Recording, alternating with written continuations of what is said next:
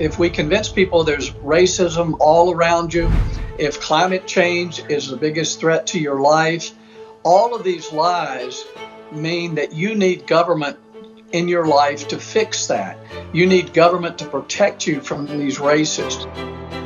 Create these prisms of lies that drive people away from the American spirit to hate America, in effect, and to drive them towards a government that wants, in effect, to change everything about what we are as a country.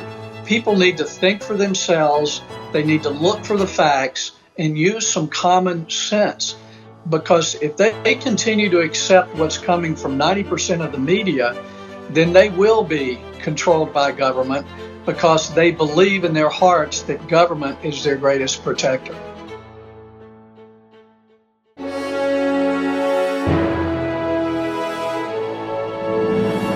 Welcome back, everyone. There's currently a crisis at the US-Mexico border. People are flowing across, human traffickers are taking advantage of them, and it's being framed in the United States that letting them all in, even though 10% are allegedly testing positive for the virus, is compassionate. Now, here to speak with us about the broader narrative behind this and how it's being used is Jim DeMint. He's the chairman of the Conservative Partnership Institute and author of the new book. It's They're Lying to You, 10 Lies That Shape Your Truth. Jim, real pleasure having you on Crossroads. Well, thank you for having me. I regret we're here to talk about lies, but it's one of the most important issues in our country today. Yeah, fully agreed. So let's start with talking about the border, because you actually have a chapter in your book that goes into this narrative, and then I want to talk to you about the broader issues you touch on and how lies are manipulated for power. Let's start first of all with the border issue. You mentioned that that you say it's a lie that this open border policy is compassionate. How is it the compassion side of this a lie? Well, there's no compassion in the policies that are being promoted now by the Biden administration. What his policies do is create incentives for parents to send their children on long journeys with very corrupt and abusive people. They get to our borders. The whole idea is to get them in our country, as Biden is essentially telling them if they hear, they're free. And what they do is they're released into our country as asylum seekers.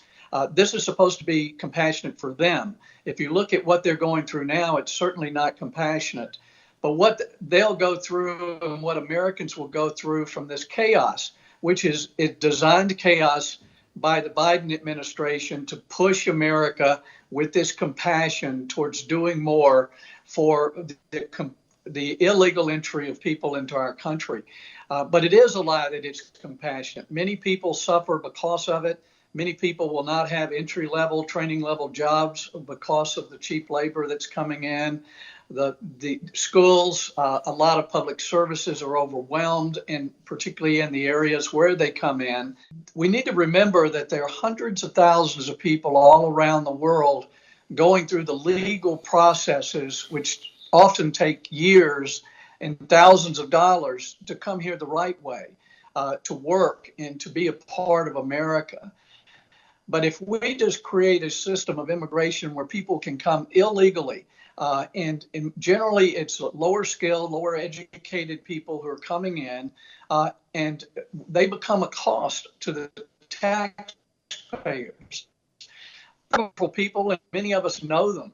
But to have a system that's based on a whole lot of human suffering and abuse to get here in the first place, and then just to be released into our country, not only with COVID, but many other problems, it just doesn't make any sense when we have the ability to bring people in, particularly in a meritorious way, of people who can make life better for Americans and create more jobs for Americans.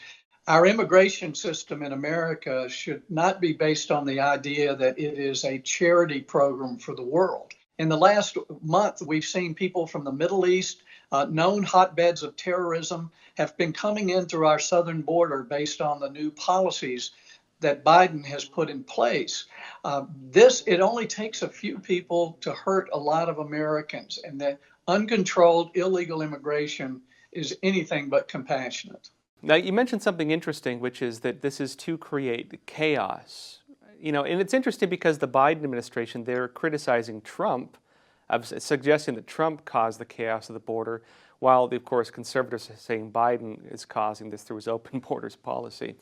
But what is the strategic use of chaos? How does chaos play into this? We saw the use of chaos last summer with all of the violence. It was clearly coming from the left in cities controlled by Democrats, yet somehow they used this chaos to make Americans feel fearful and less secure, blamed it on Trump, and actually used it to impact the elections.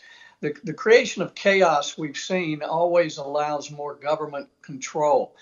We saw it during the financial crisis in '08, as the crisis came to a head. What we saw is the federal government taking more control of our financial systems, of banks, and Rahm Emanuel was famous in saying we should never let a good crisis go to waste. The left has learned that when they create a crisis, even if it's in the individual level with the victimhood of these individual, what they call police brutality, they paint a picture that covers our whole country with racism or white supremacism. And the chaos benefits those who want the government to control more.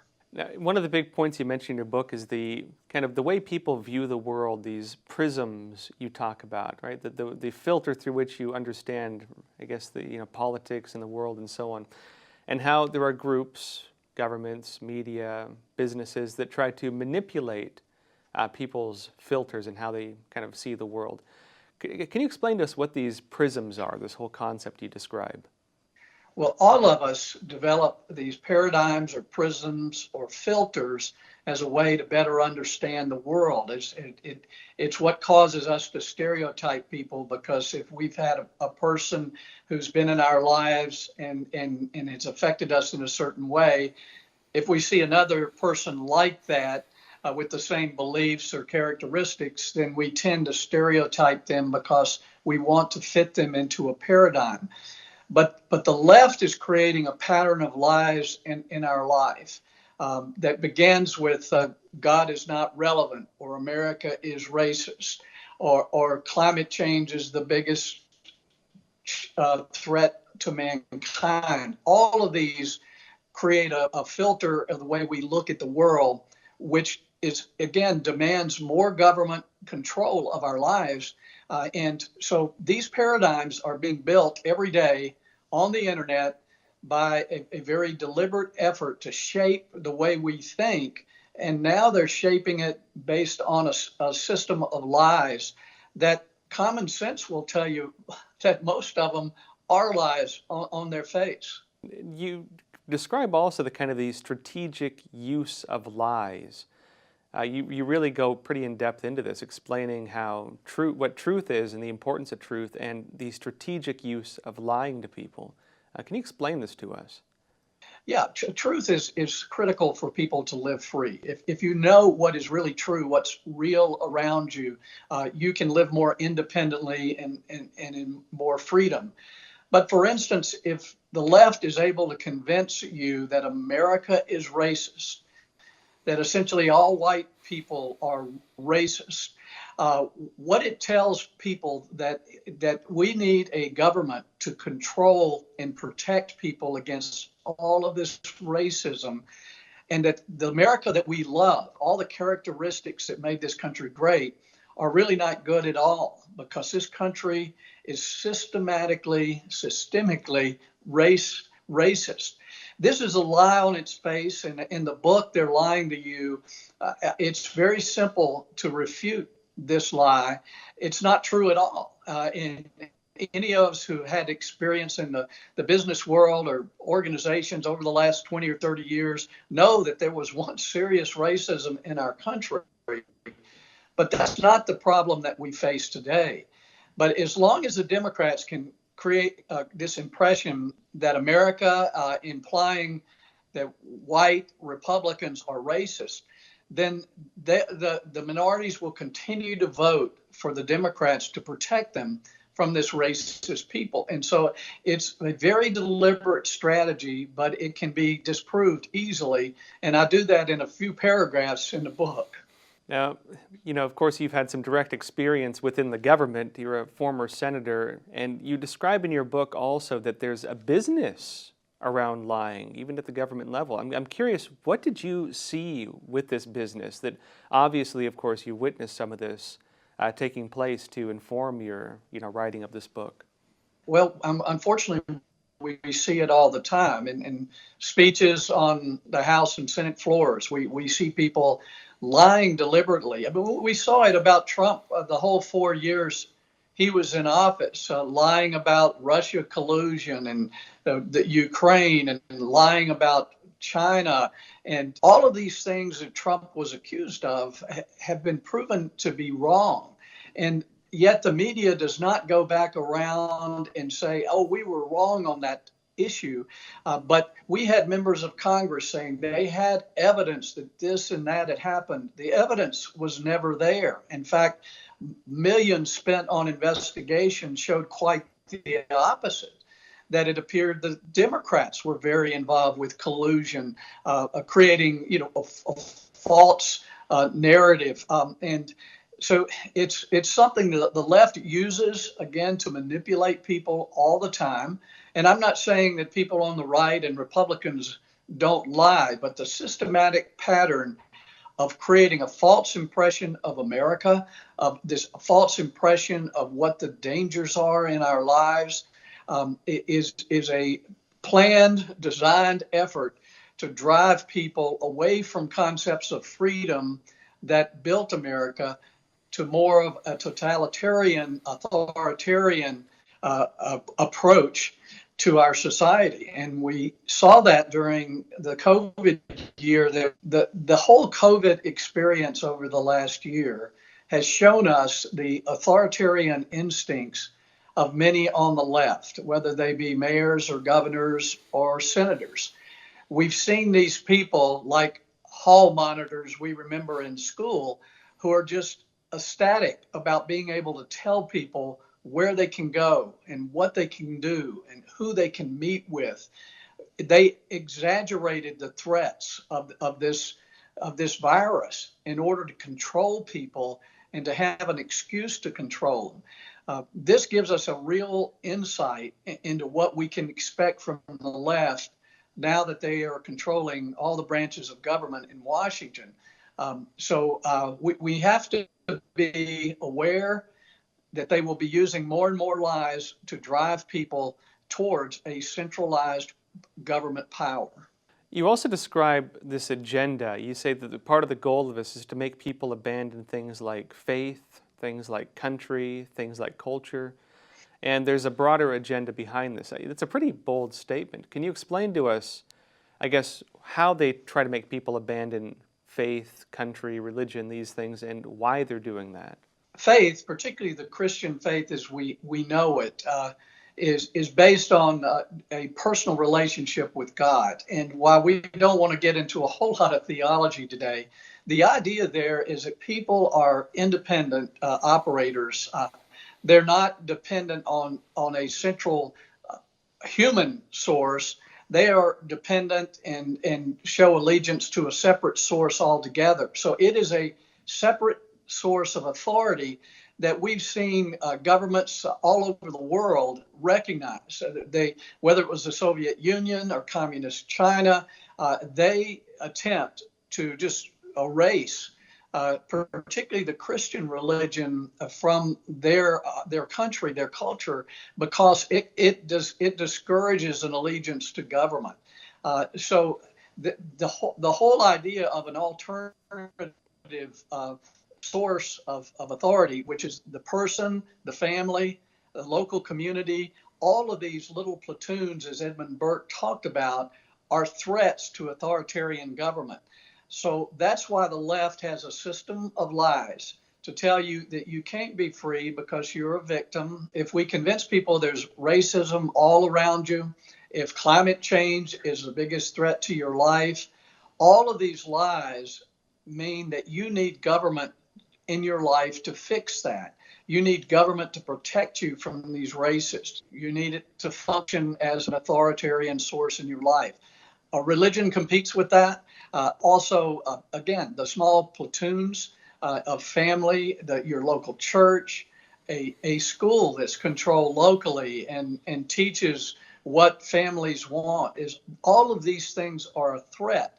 So if you look at the pattern of the left, it's to use these prisms, create these prisms of lies that drive people away from the American spirit, to hate America, in effect, and to drive them towards a government that wants, in effect, to change everything about what we are as a country.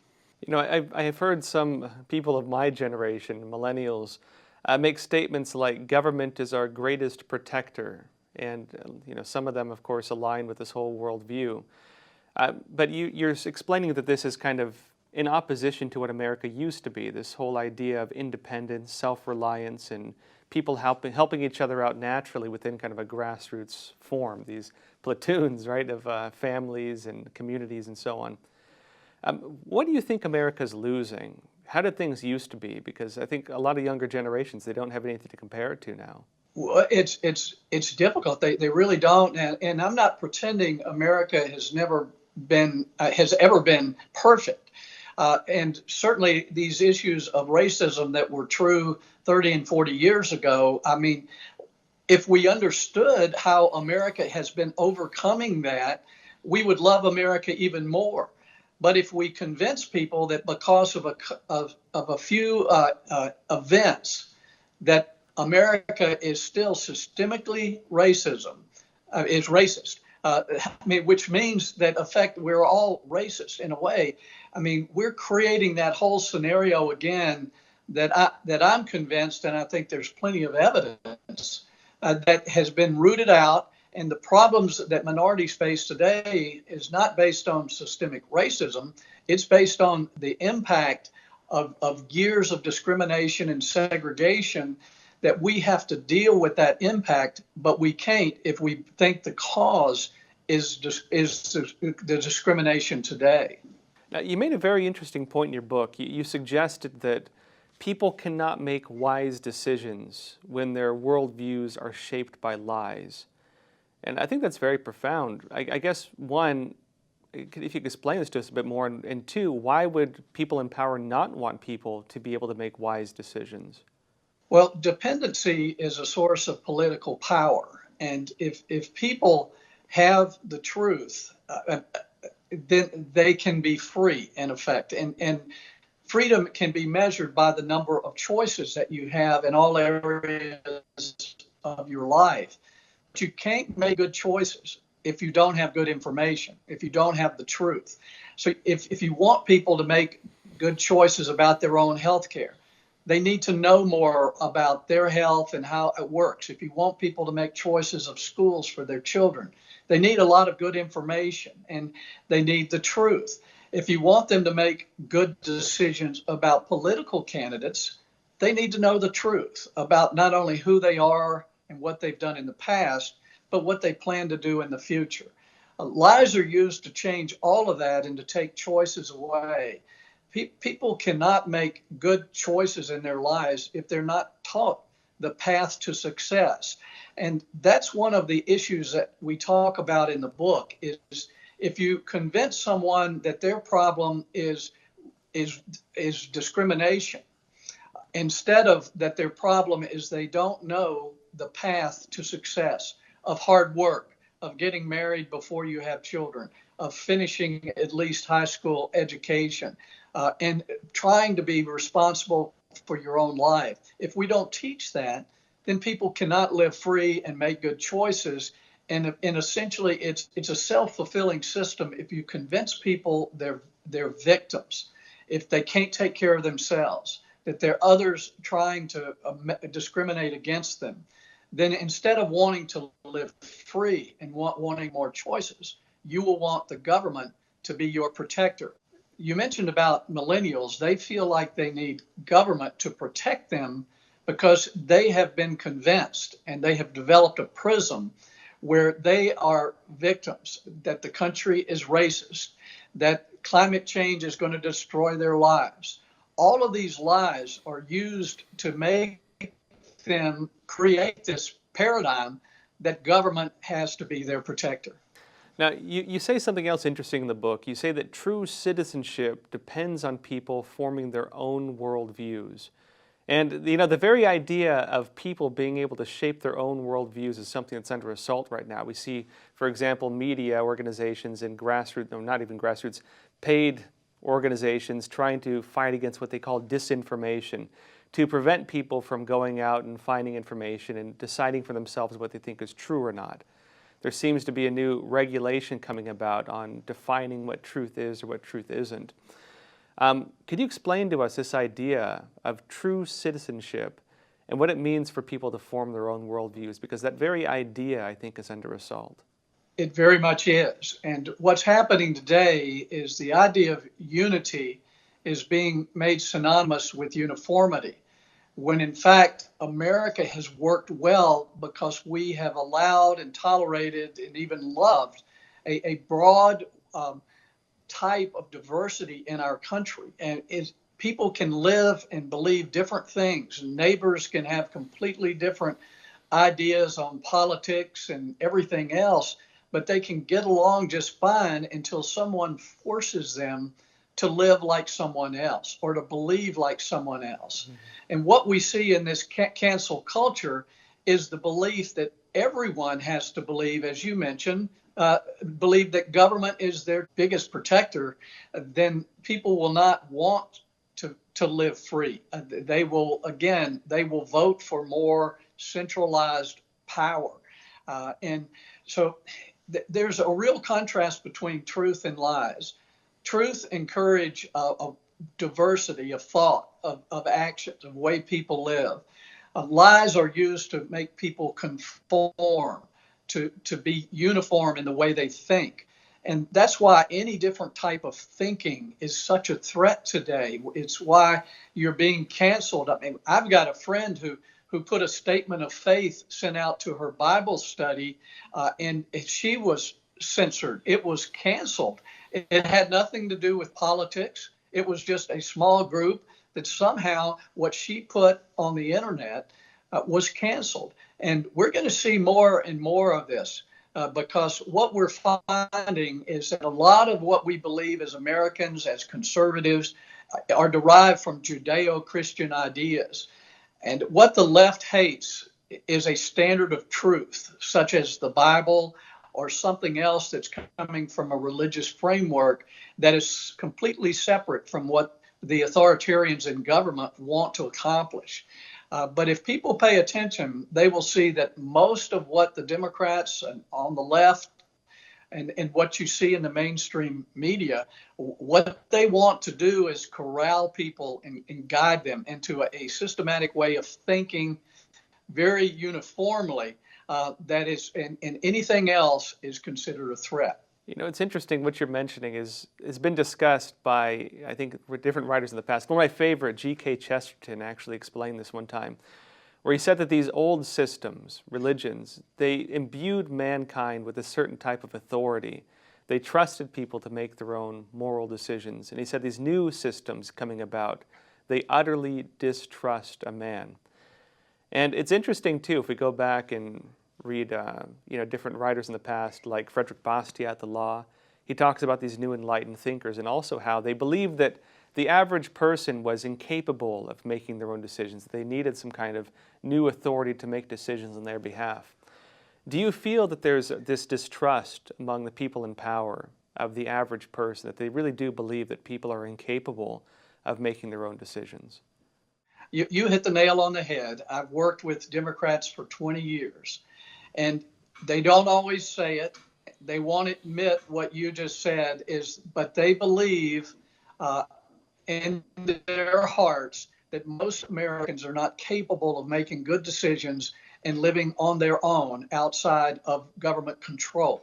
They believe that parents, particularly single parents, cannot make good decisions about schools or who their doctor is or what their health insurance plan is.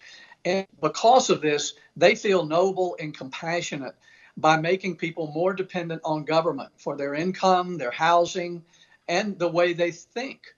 And so they don't trust the idea that all mankind was created in the image of God, that every person has value and is important. Our goal in society, and particularly our government, is to make sure that people are educated and trained in a way that they can be the most reliant, the most independent, the most free thinking, instead of completely the opposite is what they're doing. And it goes back to what you said from, I think, Chesterton or others that you've read, that people are not capable of making their own decisions. And that's why you see a whole group on the left that feel that they are compassionate and that they can use lies because their cause is so noble. They want to drive people into a situation where they can be taken care of. That's why they're convincing millennials that government is their biggest protector. They want to drive people away from being free and independent and drive them towards a common way of thinking and towards government programs that make them dependent but supposedly secure. But in the book, They're Lying to You, we point out, as I have in a number of books about socialism, all of these experiments of government control have failed, and they have turned out to be tragic situations where hundreds of thousands, if not millions of people were killed by tyrants who continued to try to expand their control over people who are unwilling to be controlled. I guess just last question. You wrote this book. Again, the title for our viewers is "They're Lying to You: 10 Lies That Shape Your Truth." If you were to kind of sum it up in just a few sentences, what is the purpose of this book? What do you hope people will take home from this book? I just want people to stop and think and look at things with a common sense perspective and not allow all of this information to come through a filter that's been developed on lies. People need to think for themselves. They need to look for the facts and use some common sense. Because if they continue to accept what's coming from 90% of the media, then they will be controlled by government because they believe in their hearts that government is their greatest protector. Hey, Jim DeMint, real pleasure having you on Crossroads.